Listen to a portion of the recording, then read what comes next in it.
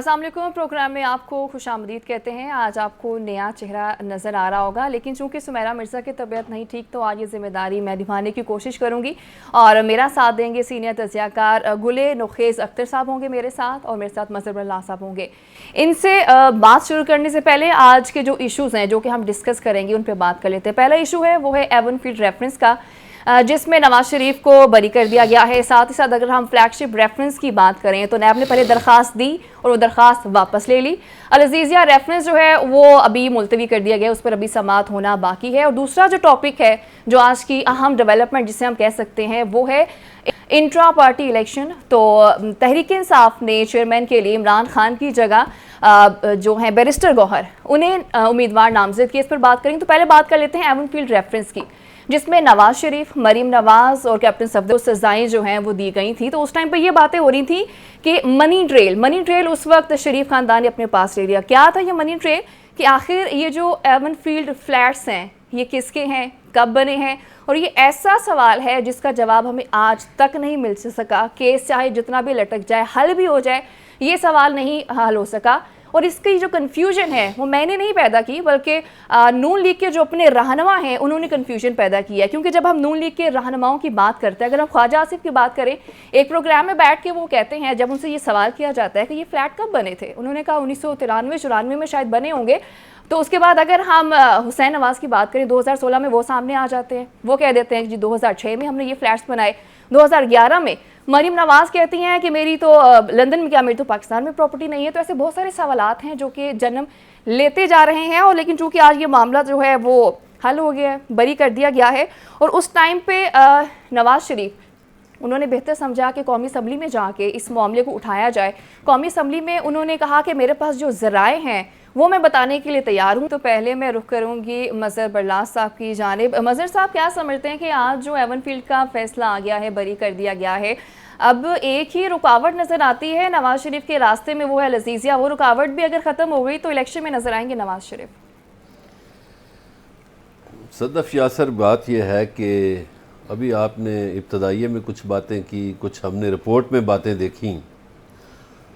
अब इस झूठ को सच कौन माने कि खुद ही इतराफ़ कर रहे हैं। और मुझे तो इस सिस्टम पे हैरत है कि जिन अपार्टमेंट्स में नवाज शरीफ 4 साल बैठ के तकरीरें करता रहा, सियासत करता रहा, पार्टी मीटिंगें करता रहा, उसमें कहा गया कि एवनफील्ड अपार्टमेंट से इनका ताल्लुक़ जो है वो साबित नहीं होता और फलां नहीं होता। गुज़ारिश ये है कि मुझे तो ये जो नैब है, आपको पता है ना, नैब की इब्तदा जो हुई थी वो एहतसाब ब्यूरो के नाम से हुई थी, और खैर से मियाँ नवाज शरीफ ही ने वो कायम किया था। और अब पता नहीं, रिश्तेदार तो वो नहीं है, पार्टनर शायद हैं वो सैफर रहमान, उनको इन्होंने उस वक़्त एहतसाब ब्यूरो का चेयरमैन बनाया था। और मकसद सिर्फ ये था कि पीपल्स पार्टी के ख़िलाफ़ जो काम है वो किया जाए और नैब को एक सियासी हथियार के तौर पर इस्तेमाल किया जाए। वो फिर हथियार परवेज़ मुशर्रफ के काबू आ गया। फिर चलते चलते आज तक हम देख रहे हैं ये जो नैब के अफसरान हैं, इन्हें क्यों नहीं कोई पूछता। ये कौम पे बोझ हैं। इन्होंने जितने केसेस बनाए, आज तक कोई केस साबित नहीं हुआ। इनकी तफ्तीशें किधर गईं, इनके सबूत किधर गए। ये जो इतनी लंबी लंबी चौड़ी चौड़ी तनख्वाहें लेते हैं, ये जो नैब के अफसरान हैं, ये पूरा अदारा ख़त्म कर देना चाहिए। मेरे ख्याल में पाकिस्तान में जो अदारे भी करप्शन के ख़ात्मे के लिए बनाए गए, या तो वो खुद करप्शन में शामिल हो गए या करप्ट लोगों के साथी बन गए। मेरा वाज़ेह इशारा नैब की तरफ है, FIA की तरफ है, एंटी करप्शन की तरफ है। या तो वो खुद करप्शन का हिस्सा बन जाते हैं, उनके मुख्तलिफ अहलकार या अफसरान, या फिर वो करप्ट लोगों के साथी बन जाते हैं। क्या मकसद है इनके खिलाफ जो दरख्वास्तें वापस ले रहा है नैब? नैब को किसने ये कहा? क्यों नैब जो है इतना अरसा कौम के वसाइल ज़ाया करता रहा और आज ही दरख्वास्तें वापस ले रहे हैं? सुभान अल्लाह, वो खुद मान रहे हैं कि हमारे अपार्टमेंट हैं, वो खुद मान रहे हैं, इस बात का जवाब नहीं दे रहे कि पैसे कहाँ से आए, पैसे कैसे गए वहाँ। ये तो सवाल अभी तक हल तलब है। और गुजारिश ये है कि ये सवाल हल तलब रहेगा। बेशक आज उन्हें छुट्टी मिल गई है, लेकिन ये केस ख़त्म नहीं होगा, कल को भी जागेगा, क्योंकि जवाब तो दिया नहीं जो सवाल था। और मियाँ साहब अभी असम्बली में जो फरमा रहे थे, मैं कमीशन की रिपोर्ट मानूंगा। भाई किधर आपने मानी? वो जो JIT बनी थी उसकी रिपोर्ट से तो आप इनकारी हो गए। आप एक कभी जाली कतरी खत ले आए थे, आपको याद होगा। आपने कभी कैलिबरी फाउंड की बातें की थी और आपके कितने झूठ सामने आए। लेकिन मुझे इस मुल्क पे इदारों पे भी हैरत है। सुभान अल्लाह, सुभान अल्लाह। ये तो वाकई एक सवालिया निशान ज़रूर है कि इदारों पे तो सबने ही सवाल उठा दिए हैं। लेकिन अगर हम नखेस साहब काफ़ी मुस्कुरा रहे हैं, लगता है मजहर साहब की बातों से आप इत्तेफाक नहीं कर रहे हैं कि जो वो कह रहे हैं। आप ठीक कह रही हैं। मजहर साहब की बातों से इत्तेफाक इसलिए नहीं कर रहा कि हक़ाइक़ कुछ मुख्तलिफ हैं। मेरे पास जो हक़ाइक़ हैं वो कुछ मुख्तलिफ हैं। ये कहना, पहले तो मुझे बड़ा अच्छा लगेगा अगर मैं एक शेर का हवाला दूँ, जो हम पे गुज़रे थे रंज सारे, वो खुद पे गुज़रे तो लोग समझे। तो आज याद आ रहा है कि नैब बुरा है, आज याद आ रहा है कि नैब इंतकामी कार्रवाइयाँ करता है।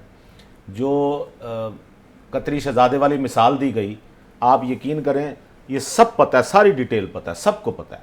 कतरी अमीर कतर जो थे उनके साथ नवाज शरीफ का बिज़नेस था, नवाज शरीफ ने उसमें इन्वेस्टमेंट की, उन्होंने पैसे दिए नवाज शरीफ ने, उसके बाद वो पैसे इंटरेस्ट के साथ उन्हें वापस मिले। ये सारी बातें आ चुकी हैं। कतरी शहजादे का खत तो खुद कतरी ने कहा कि आए मेरे पास आके, JIT ने कहा नहीं आप हमारे पास आए। वो क्यों आए आपके पास?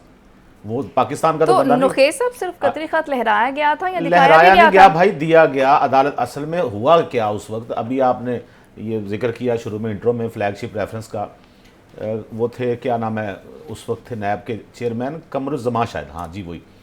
और उनसे कहा गया, इन्होंने कहा इज़्ज़त माब क्या नाम था साकिब निसार साहब ने, कि आप इनके खिलाफ फ्लैगशिप रेफरेंस दायर करें।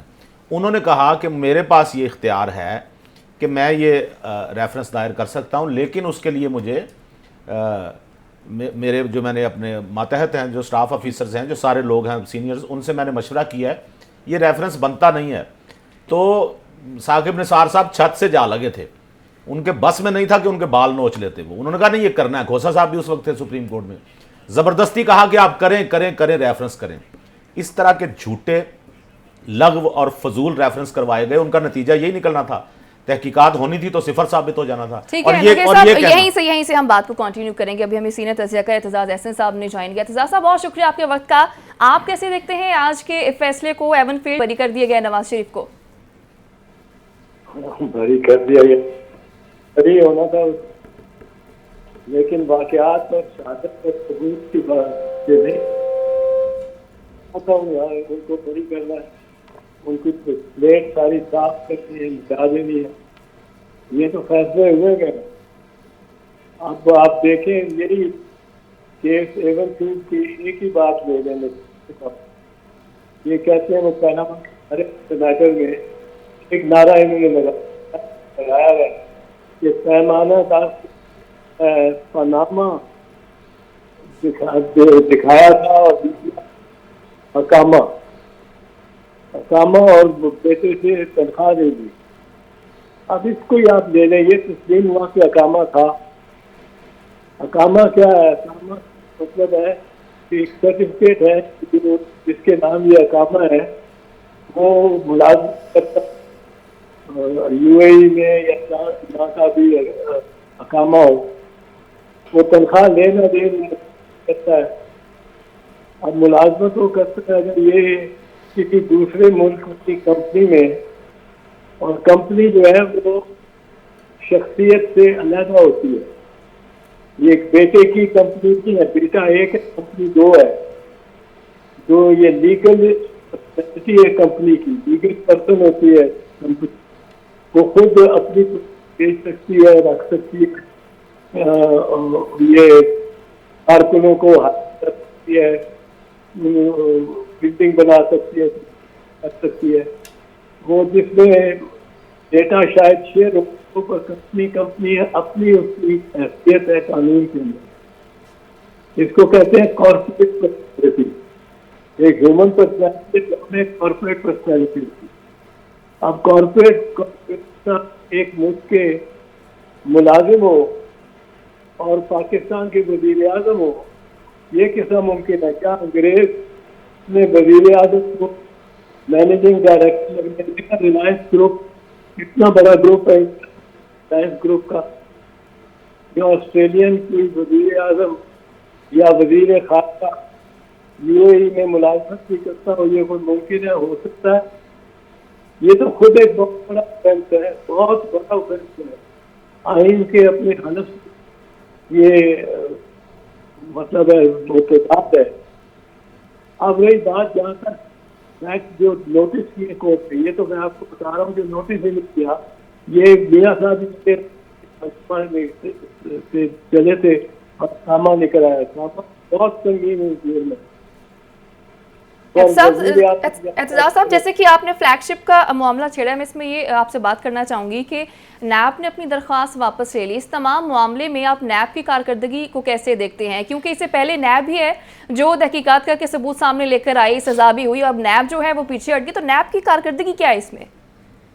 देखिए, नैब की बुनियाद पे, बयान के बुनियाद पे तो केस नहीं ऐसा हो सकता।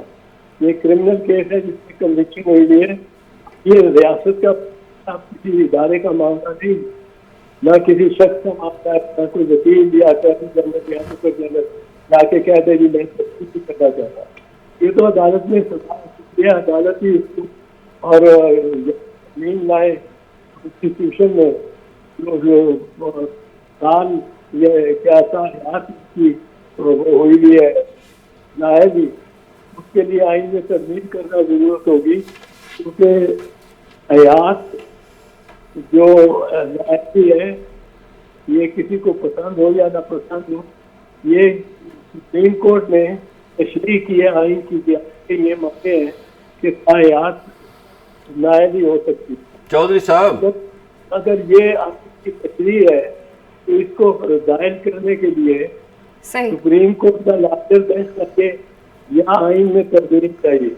ठीक है, एतजाज साहब, मजहर बरलास सीनियर तज्जियाकार मेरे साथ मौजूद हैं, वो आपसे सवाल करना चाह रहे हैं। बड़े भाई हमारे शुक्रिया चौधरी साहब। ऐसा है कि यूएई में एक प्रैक्टिस है, ये जो अकामा गाते हैं ना, मैं उसकी ज़रा थोड़ी सी वजाहत भी कर दूं और आपसे भी पूछ लूं। यूएई में एक प्रैक्टिस है कि पैसे वो जितने मर्जी आ जाएं, कहते हैं आमीन, और वहाँ जो अकामा होल्डर हैं वो अकाउंट्स खोल सकते हैं और उन अकाउंट से फिर ट्रांजैक्शन कर सकते हैं, लाखों डॉलर कर सकते हैं, करोड़ों डॉलर कर सकते हैं। तो मेरा ख्याल है कि ये अकामा जो है वो इसलिए लिया गया था कि जो पैसे यहाँ से जाते थे यूएई, फिर वो आगे चूँकि यूरोप की तरफ जाना होते थे, तो इसलिए अकामा रखा गया था वज़ीर आज़म ने। तो आपने ऑस्ट्रेलियन वज़ीर आज़म का हवाला दिया, ऑस्ट्रेलिया के वज़ीर आज़म को मनी लॉन्ड्रिंग थोड़ी करते हैं। बिल्कुल ठीक है, ये वजह आपने कहा मतलब साहब, मैं इसमें जरा एक चीज जरा समझ कर दूँ, अकामे का बिल्कुल आपने कहा मेन पर्पज उसके जहन में जो अकामा रखता है वो यही होता है कि उसके अगर आपके पास यूएई का अकामा है या सऊदी अरब का अकामा है तो आप लिक्सेनशाइन में, आप केमन आइलैंड में, आइल ऑफ वाइट में, पनामा में, आप स्विट्जरलैंड में, जगह आप खोल सकते हैं और पैसे रख सकते हैं, और वो गुमनाम अकाउंट होते नंबर ही होते हैं, और आप करोड़ा रख सकते हैं उसमें सकता है। जितना पैसा ज्यादा ले राजी होंगे तो इन्वेस्टमेंट होगी। दूसरा बात है कि लीगल क्या है, लीगली क्या है?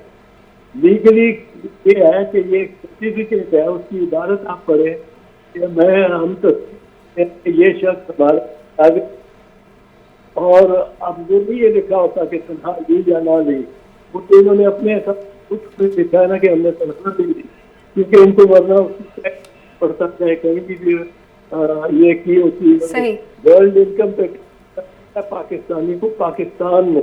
अच्छा एतजाज साहब, जैसे कि आपने कहा कि डेफिनेटली नैब को जो है वो भी किरदार सही अदा करना चाहिए, बहुत शुक्रिया आपके वक्त का।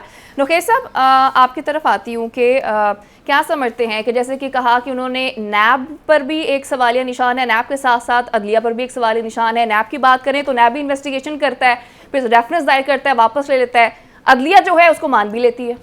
मैं वहीं से बात शुरू करता हूँ, दरमियान में ये आपका सवाल भी ले आऊँगा।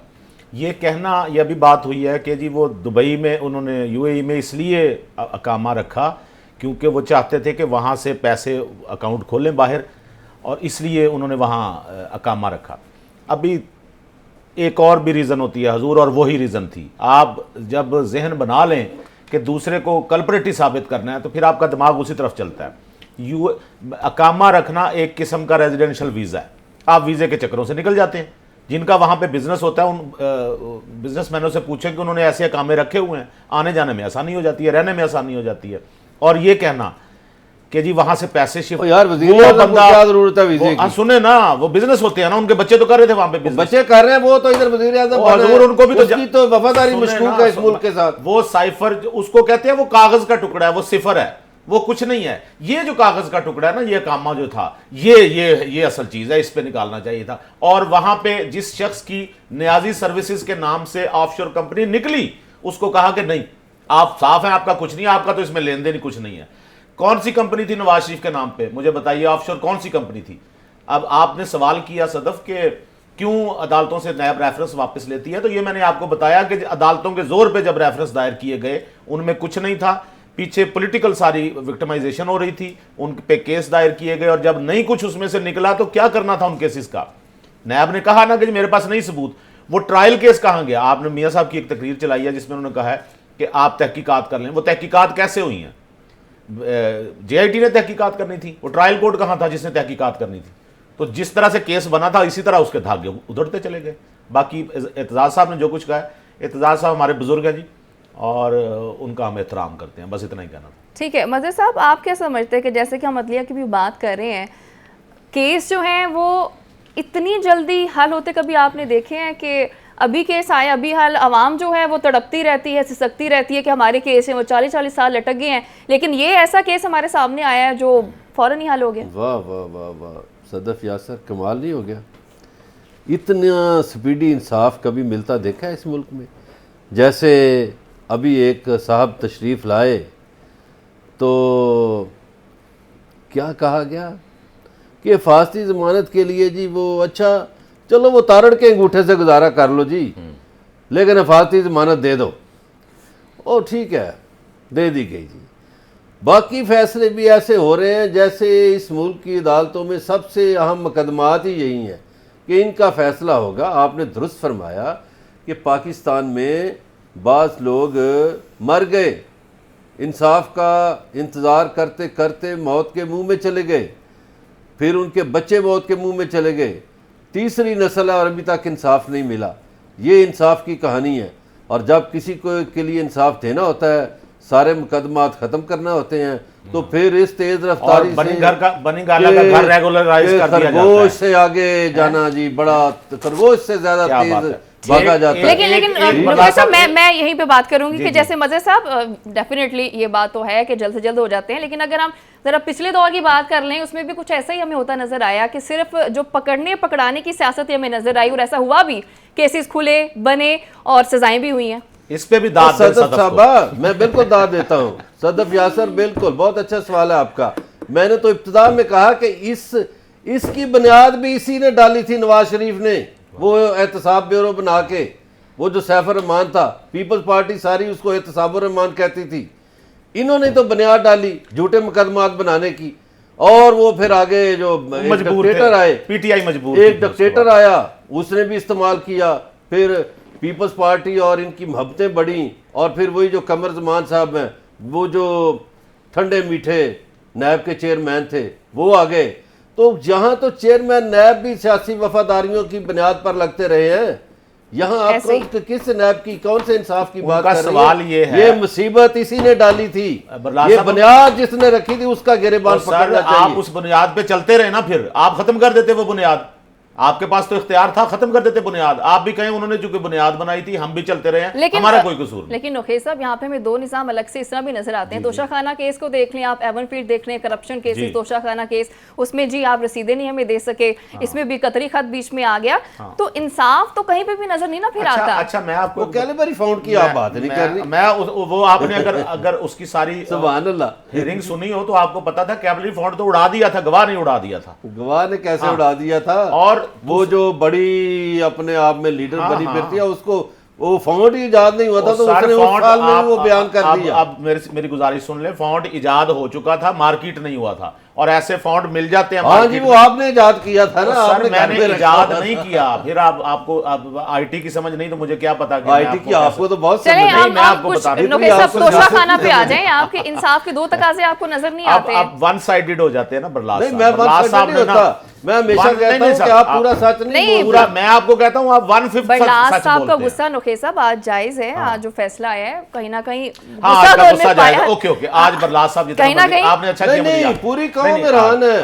हैरान हैरान नहीं है, हो, खुश है। इसमें कोई शक नहीं कि हैरान है। तो खुश है भाई कि मेरा वो सवाल तो वहीं पे है, मेरे- मजहर साहब भी जैसे कह रहे हैं पूरी कौम हैरत में है, हम भी हैरान है, सब हैरान है कि तोशा खाना का केस भी था, एवनफील्ड का भी था, सब में उसमें झूठे इंसाफ केस थे कुछ ना। और, उसमें जेल अच्छा, हो रही है, ये- सजाए मौत की बातें की जा रही हैं, इसमें बरी कर दिया जाता तो है। आप मुझे अच्छा, जो आप- झूठे केस है, आप झूठे उनके केस वकील और हैं, ये आप कहते हैं बता दें, कि ये पैसे कहाँ से गए? कहाँ- ये लंदन में जो मेरी फ्लैट बात सुने, लिए, जिस कहाँ से दौर- पैसे आ ये गए? जिस दौर- आसमान से उतरे थे? सुन लेना, मनी लॉन्ड्रिंग हुई है। तो ये कैसे उन्होंने कैसे साबित किया है बताएं? भाई मनी लॉन्ड्रिंग हुई, ओहो, वो ट्रायल केस ने साबित किया भाई ना। वॉल्यूम 10 खोले ना जेआईटी का, आपको क्या समझ कहता आ है? जाएगी। अच्छा बताएं क्या कहता है? नहीं, आपको समझ नहीं, आ जाएगी मैंने- ना। मेरे पास मैंने जवाब तो है इसका। एक देखे सिंपल सवाल किया है, ये सवाल खुर्शीद शाह ने भी असेंबली में किया था कि ये बता दें कि पैसे आए कहां से, ऊंटों पे गए, जहाजों पे गए, कैसे गए? उन्होंने बताया तो है, ये बताया नहीं, ये मैंने नहीं खैर, बताई। कुछ चीजें तो अभी भी क्लियर नहीं हो पाई। नोखे साहब मनी लॉन्ड्रिंग हुई है। वो कल इन्होंने कहा था आज और मनी लॉन्ड्रर है, ये बहुत बड़े मनी लॉन्ड्रर है।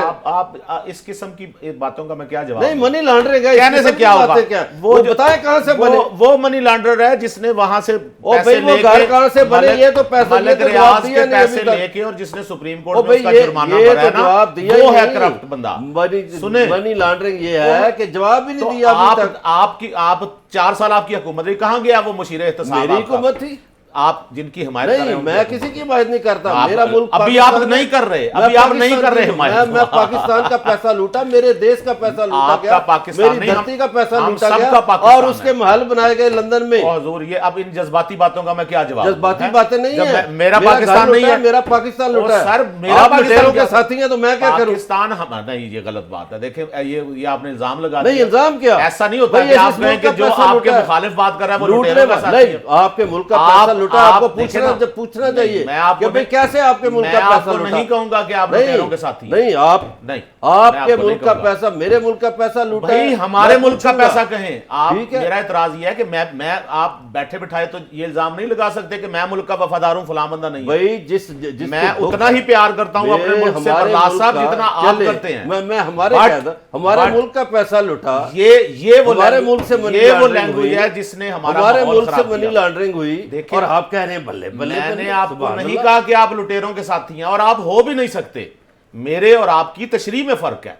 अगर हम यहां पे बैठ के एक दूसरे को कहेंगे कि लुटेरों के साथी हो, इस जुबान पे आप मुझे कभी नहीं पाएंगे। मैंने कभी नहीं कहना आपसे। नहीं, आप उनकी आप हिमायत मेरे कर लिए रहे हैं काबिल ना। नहीं, हिमायत नहीं आपसे कर रहा। जवाब मांगा मैं है। आपको भाई वो एवन फील्ड के नहीं, कहां से बन आपने गए? तय वो पैसे कहां से आए? आपने तय कर लिया कि अगर उनकी मैं हिमायत करूंगा तो इसका मतलब है नहीं, मैं वो लुटेरों पैसे का कहां साथी से हूं। आए? ये तो कौम मैं- की नहीं, कौम हैरान है कि भाई उसी वो पैसे सर किधर से आए? सुन लेना, मेरी बात तो सुन लेना।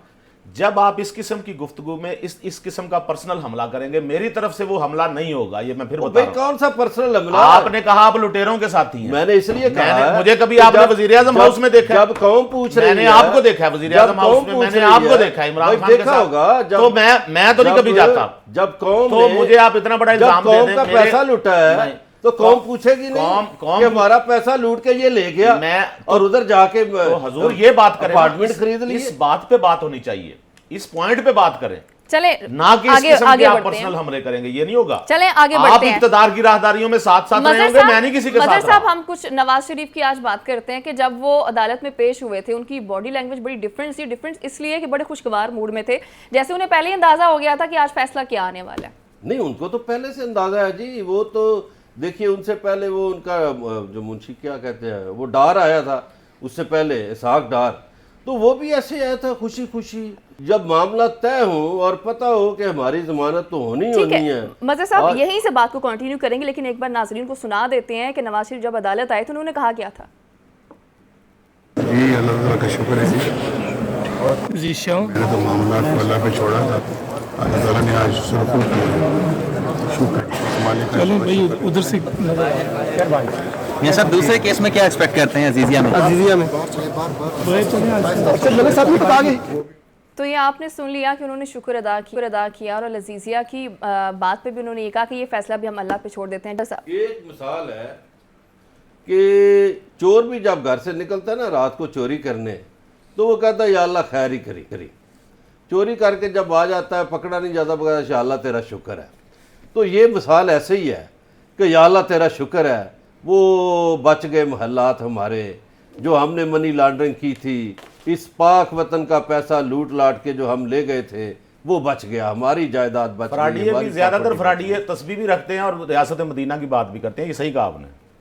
वो आप किसी पे जाती हमले करे ना करे, मेरा इससे कोई ताल्लुक नहीं। आप बड़ी जेनेरिक बात कर रहे हैं जाती भाई वो हमले तो ना करे। सबूत है, वो तो अपार्टमेंट वहाँ है, तो अपार्टमेंट है ना, किसने ठीक इनकार है, किया वो उसका? मनी लॉन्ड्रिंग हुई है हमारे ये आप वतन- कह रहे हैं मनी लॉन्ड्रिंग हुई इस है। पाक धरती का पैसा लूटा जब- गया जब है, एक तो हमारे वतन का पैसा लूटा गया है, हमारे हम वत- कैसे खामोश हो हमारे वतन गए? का पैसा तो उन लोगों ने ठीक लूटा है। है जिन्होंने तोशा खाने की घड़ियां चुराई हैं। तो हमारे जो वतन का तो पैसा जिन्होंने उन लोगों गाड़ियां ने- चुराई हैं उन्होंने उनको भी उन्होंने पूछे। जिन्होंने 190 मिलियन उन्होंने पाउंड से गाड़ियां पैसे चुराई दे हैं। के और देखे। अलकादी ट्रस्ट की जमीन ली है। तोशा खाना खोले अब आप एक पैसे अपनी तो अपनी पर्दा तरफ नशीनों बात के होती नाम है, तो आएंगे। आप कहते हैं कि उस तरफ की बात नहीं करनी। भाई पर्दा नशीनों पूरा के नाम सच आएंगे। बोले, पूरा पूरा सच सच ये है बोले। कि तोशा खाना पूरा खोले सच बोले। और फिर पर्दा नशीनों के नाम आएंगे। किन किन की ले गाड़ियां पर्दा नशीनों के कहां नाम, से मुझे ली। क्या फर्क पड़ता वो है तो सर? लोगों की गाड़ियां बर्दाश्त नहीं करते। वो सरदार सिकंदर याद कहता हुआ बेचारा मर गया कि मेरी मर्सिडीज भी ले गए, जब तक मैंने चाबी नहीं दी मेरी जान नहीं छूटी।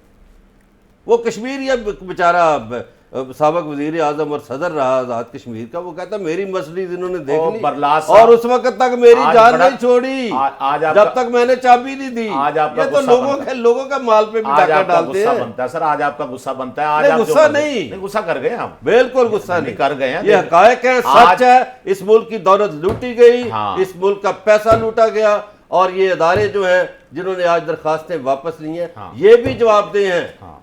कि इस मुल्क के की दौलत लूटने वालों बिल्कुल के ऐसे ही कि जब अदलिया हक सही में। इंसाफ नहीं करती तो गुस्सा तो सबको ही आता है, लेकिन अदलिया की कारकर्दगी पर कोई शक नहीं है कि सवालिया निशान भी उठता है। बेवक्त ब्रेक का साथ रहिए।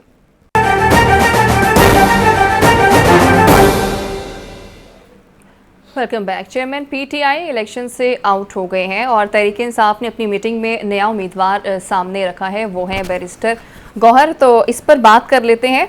पहले तो मैं जानना चाहूँगी नुखेस साहब आपकी तरफ कि क्या वजह बनी होगी कि अचानक पहले ये कहा जाता था कि इलेक्शन जो है वो इमरान खान ही लड़ेंगे, अब दस्तबरदारी कर दी गई है और किसी और को सामने ले आए हैं, तो क्या वजह समझते हैं इसके पीछे? ये मैंने कल भी बताया था सदफ कि उसमें प्रॉब्लम ये है कि नवाज शरीफ को जो नाअहल किया गया था, तो जब नाअहल किया गया था साथ ही उनको कहा गया था कि आप पार्टी सदारत से भी नाअहल हैं। तो इस केस का हवाला देकर अगर खान साहब जीत जाते इलेक्शन, इस केस का हवाला देकर उनकी पार्टी सदारत, पार्टी चेयरमैनशिप ख़त्म की जा सकती थी। इस बात का एहसास हुआ अली जफ़र साहब को और बैरिस्टर साहब को, और उन्होंने फिर ये फैसला किया बजाय इसके कि उसके बाद सारा इलेक्शन कलअदम करार पाए और वो बल्ले का निशान से भी हाथ धो बैठे हैं। तो ये उनका अच्छा फैसला है। लेकिन ये समझ नहीं आ रही कि लतीफ़ खोसा साहब कुछ कह रहे हैं, पंजोथा साहब कुछ कह रहे हैं, मरवत साहब कुछ कह रहे हैं और अली जफ़र साहब कुछ कह रहे हैं, क्योंकि इनके बयानात में तजाद है। कुछ कह रहे हैं कि जी वो उनको नामजद कर दिया नया पार्टी चेयरमैन, कुछ कह रहे हैं नहीं जी खान साहब ने कहा मैं ही हमेशा चेयरमैन रहूँगा। ये कुछ समझ नहीं आ रही। इस बारे में अगर बरलास साहब की ज़्यादा इतलात हैं क्योंकि उस पार्टी के साथ इनके ज़्यादा अच्छे ताल्लुकात हैं, इनसे पूछ लीजिए। जी बरलास साहब। अच्छा, पहले तो मैं ये बताऊं कि मेरे सब पार्टियों से अच्छे ताल्लुकात हैं और मैं आपको एक इतला देता चलूं कि मुस्लिम लीग नून ने जो पार्लिमानी बोर्ड बनाया है टिकटें देने के लिए, उसमें शुमाली पंजाब के 3 अहम रहनुमाओं को नज़रअंदाज कर दिया गया है। मसलन मुस्लिम लीग नून के जो चेयरमैन हैं राजा ज़फ़रुल हक, वो उस पार्लिमानी बोर्ड के मेंबर नहीं हैं। मसलन हनीफ अब्बासी जो हैं वो पार्लिमानी बोर्ड के मेंबर नहीं हैं। चौधरी तनवीर जो हैं, जो मुश्किल वक्त में जब मियां नवाज शरीफ और शहबाज शरीफ जेलों में थे और वो कुलसूम नवाज के जलसे करवाया करते थे, वो भी इस पार्टी का जो पार्लिमानी बोर्ड है उसके मेंबर नहीं है। इसी तरह जनूबी पंजाब को भी शिकवे हैं।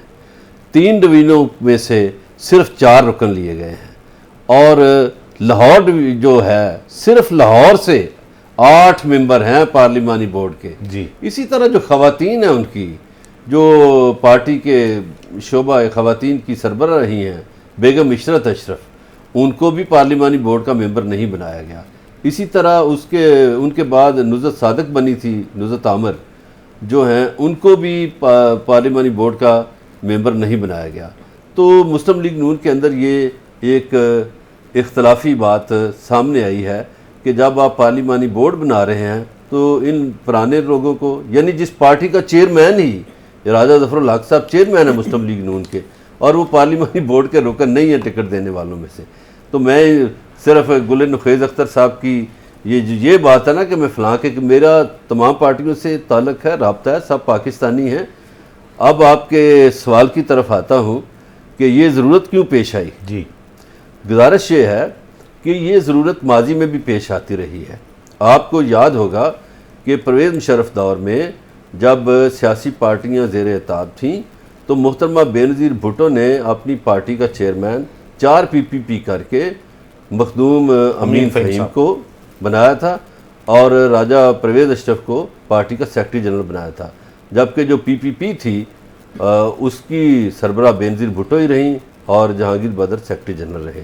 मुस्लिम लीग नून ने यह किया कि उन्होंने मियाँ शहबाज शरीफ को सदर बना दिया था, और फिर जब वो बैरून मुल्क एक मुआहदे की सूरत में परवेज़ मुशर्रफ के साथ एक एग्रीमेंट करके चले गए थे तो मखदूम जावेद हाशमी को कायम काम जो है सदर बना दिया गया था मुस्लिम लीग नून का। तो ये मेरा ख्याल है कोई नई प्रैक्टिस नहीं है।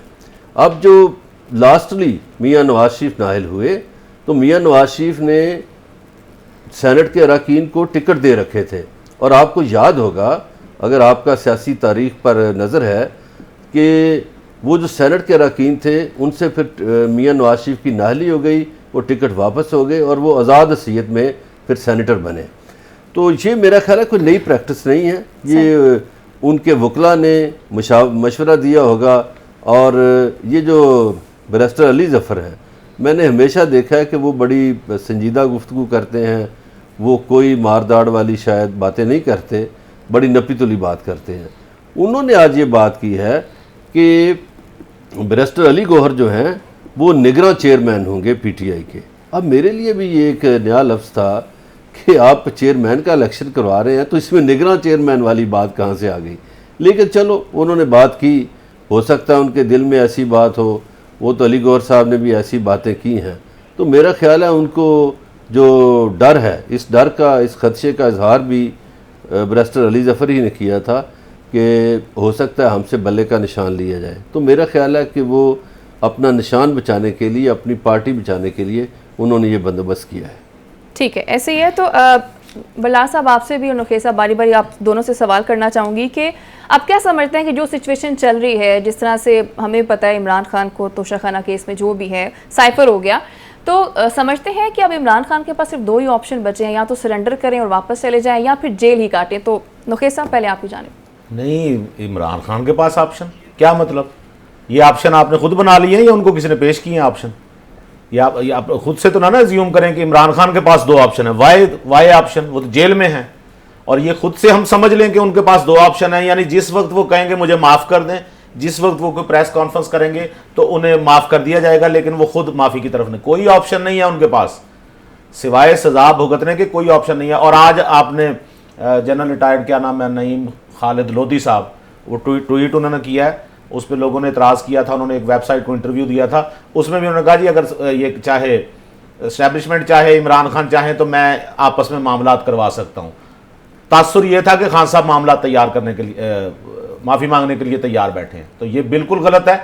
ऑप्शन खान साहब ने दिए होंगे किसी ने खान साहब को ऑप्शन नहीं दिए। तो आपको लगता है कि वो ये ऑप्शन अवेल करेंगे, सरेंडर करने वाला सरेंडर करें, बाहर चले जाएं? अगर आप यूं कहेंगे, अगर फर्ज किया उनके पास 2 ऑप्शन हों तो क्या वो ये ऑप्शन अवेल करेंगे? जी बिल्कुल अवेल करेंगे। अगर ये ऑप्शन उन्हें दिया जाएगा तो वो अवेल करेंगे, क्योंकि ये महज झूठी खबरें फैलाई जा रही हैं कि वो अंदर कहके लगा रहे हैं, वो ये कर रहे हैं, वो ये कर रहे हैं। वकीलों का जो ग्रोह अंदर जाता है उनकी तो आपस में बातें नहीं मिल रही। ये इंट्रा पार्टी इलेक्शन में चेयरमैन कौन होगा, इस बारे में राय में इख्तलाफ है। ठीक है, नुखैज़ साहब आपने तो बता दिया। बल्ला साहब आप क्या समझते हैं कि वाकई कोई अंदर डील्स नहीं चल रही, इमरान खान को ऑप्शन नहीं दिया जा रहा कि सरेंडर कर दें, वापस चले जाएं? अच्छा जी, अभी मेरे दोस्त गुल नुखैज़ अख्तर साहब अगर माइंड ना करें तो उन्होंने अभी फरमाया है, मुकर नहीं सकते, अभी लाइव उन्होंने कहा है कि उन्होंने मुझे वज़ीर आज़म हाउस देखा।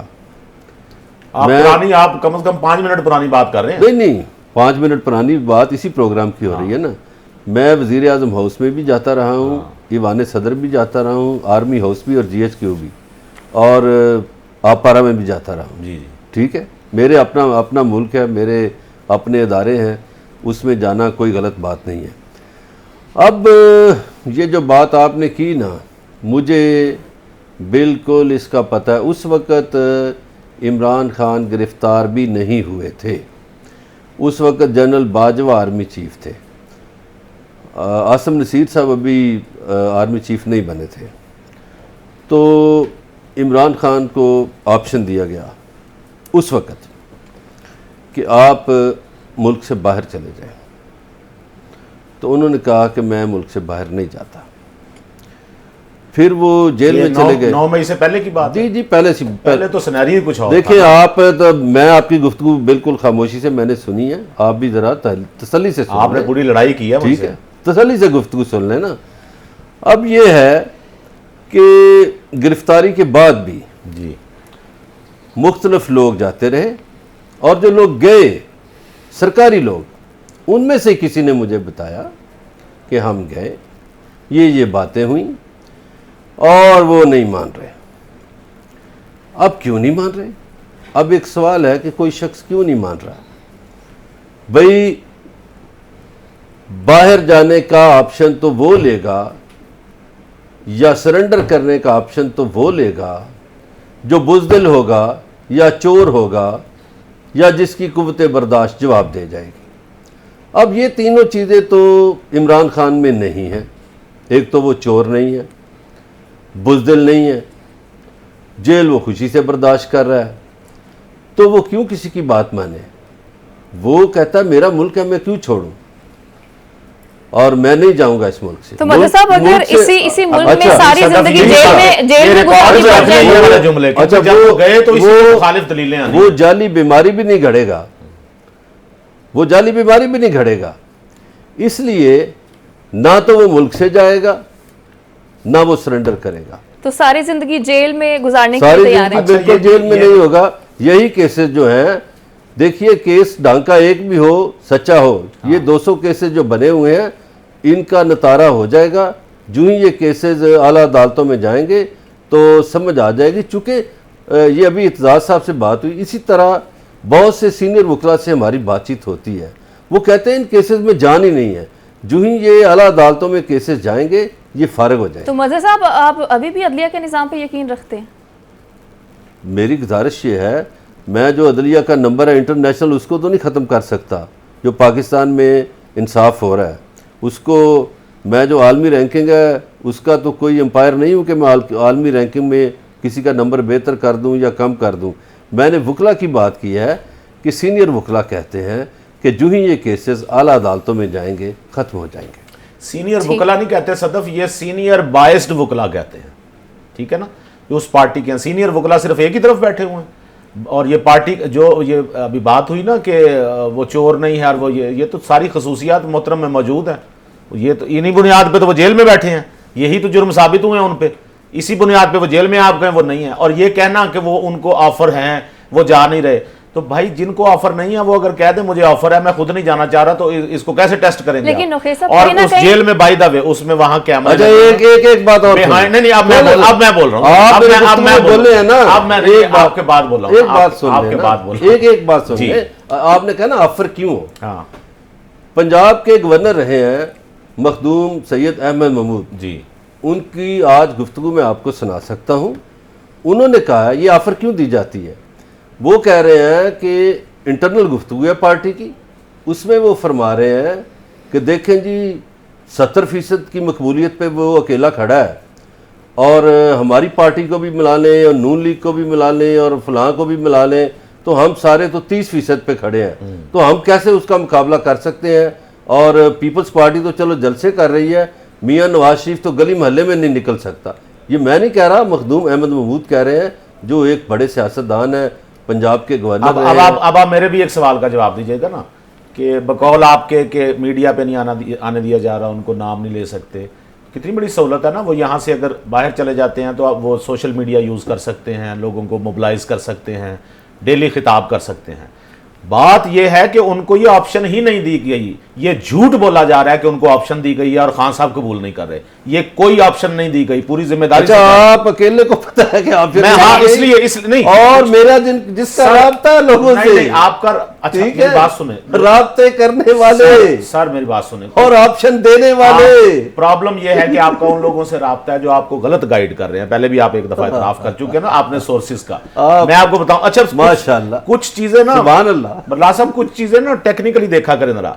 हम, मैंने पहले भी एक दफा मिसाल, मैंने टेक्निकली बताया ना कि जो बुजदल होगा वो भागेगा इस मुल्क सर, से, वो क्यों, जो चोर होगा वो भागेगा, जो जाली बीमारी करेगा वो भागेगा। नहीं कह रहे आप, ये टेक्निकली नहीं कह रहे आप, ये जो चोर होगा वो जेल में होगा। ओके सब ऑप्शन वाली बात से आगे भी बढ़ना चाहूंगी। कहीं ना कहीं आप समझते नहीं है कि तहरीक इंसाफ के साथ नाइंसाफी भी, इलेक्शन कमीशन ने इंट्रा पार्टी का कह दिया कि 20 दिन में करवा दें, बाकी जमातें मौजूद नहीं है, उन्हें क्यों नहीं कहा गया कि वहां पे इंट्रा पार्टी इलेक्शन होनी चाहिए? इस सवाल का जवाब इलेक्शन कमीशन देगा ना, इस सवाल का लेकिन जवाब आप इतना तो बता सकते हैं कि ज्यादती है कि नहीं है। मैं आपको बताऊं, उसमें भी जो पिछले इंट्रा पार्टी इलेक्शन हुए थे इनके तहरीक इंसाफ के, उसमें भी कुछ लीगली कुछ इश्यूज थे जिस वजह से अदालत ने कहा था उनको हल करें और इन्होंने उसको हल नहीं किया था।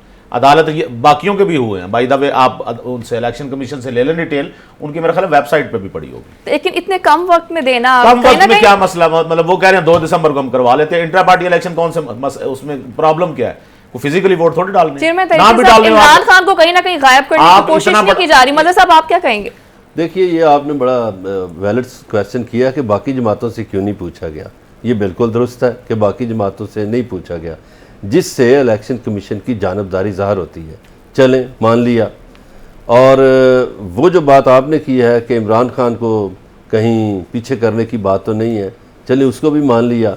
अब उनका इंट्रा पार्टी इलेक्शन हो जाएगा, इसी हफ्ते हो जाएगा, तो वो अपना जमा करा देंगे उसका रिज़ल्ट, इलेक्शन कमीशन का शौक़ पूरा हो जाएगा और उनका बल्ला निशान बाकी रहेगा। इमरान खान जेल में भी रहेंगे तो वो उनकी मकबूलियत जो है वो कम नहीं होगी, जिसका एतराफ़ मखदूम अहमद महमूद ने किया है, जो उनके मुखालिफ सियासतदान है। सही, ठीक है मदद साहब, जैसे कि आपने कहा कि बल्ले का निशान मौजूद रहे, लेकिन समझते हैं कि सिर्फ निशान का मौजूद रहना ठीक है अगर इमरान खान खुद सामने नहीं आ रहे हैं, तो क्या हम कह सकते हैं कि अब जो PTI है वो एक सोच का नाम बस रह जाएगी, इमरान खान तो उसमें से गायब हो जाएंगे? नहीं, ऐसा नहीं है कि इमरान खान गायब होंगे। क्या मियां नवाज शरीफ गायब हुए? मियां नवाज शरीफ के पास तो कोई ओहदा नहीं था पार्टी का, वो तो बस पार्टी के कायद थे।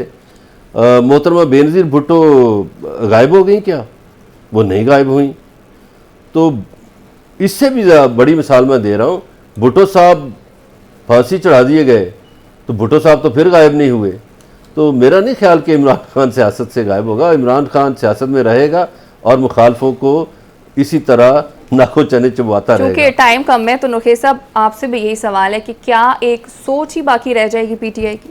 ये कल्ट है, कल्ट है, कल्ट बाकी नहीं रहता होता, एक वक्त होता है कल्ट का, ठीक है। ये कोई सियासी नज़रियात के तहत इनके साथ नहीं लोग लगे हुए, कल्ट है, फैन फॉलोइंग है, फैन फॉलोइंग ख़त्म हो जाती होती है। हमें भी पसंद है खान साहब बतौर क्रिकेटर, हमने भी उनके मैच देखे, बतौर क्रिकेटर हमें पसंद है। लेकिन ये कहना कि जी वो असगर एयर मार्शल असगर खान किधर गए, उनकी भी एक पार्टी होती थी, बड़ी मकबूल पार्टी थी, बड़ा कुछ किया था उन्होंने, कहाँ गए, तारीख को नाम नहीं जानता। नवाज शरीफ जिसका हिस्सा थे, सुन लेना, वो तो फिर खान साहब भी डिक्टेटर के रेफरेंडम में यस कर गए ना, साथ उनके साथ रहे हैं ना, वो तो यस किया, वो तो नहीं होता, वो तो नहीं होता। डिक्टेटर की गोद में सियासत शुरू की, मैंने तो नाम नहीं लेते आपने, नहीं तो किसने डिक्टेटर के साथ सियासत नहीं की? ये तो मामला ही आप दूसरी तरफ ले गए ना। ये तो आपको पता चलेगा, उनका डिक्टेटर की गोद में हुआ। दावा है कि आप सियासत जानते हैं, तो आपको ये नहीं पता कि कौन सारे कहां से आए, तो कौन सी है। लेकिन मैं आपको बताऊं, इस सारे मामले में अगर आप ये कहते हैं कि उनको माइनस कर देने से वो माइनस हो जाएंगे, तो ये बात इनको बिल्कुल ठीक है, ऐसे नहीं कोई माइनस होता।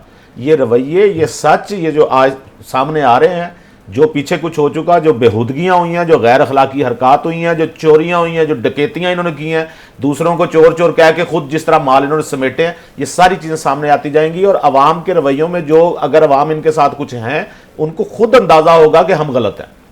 ये इसके लिए इनको इस तरह से डैमेज करने की जरूरत नहीं पेश आएगी।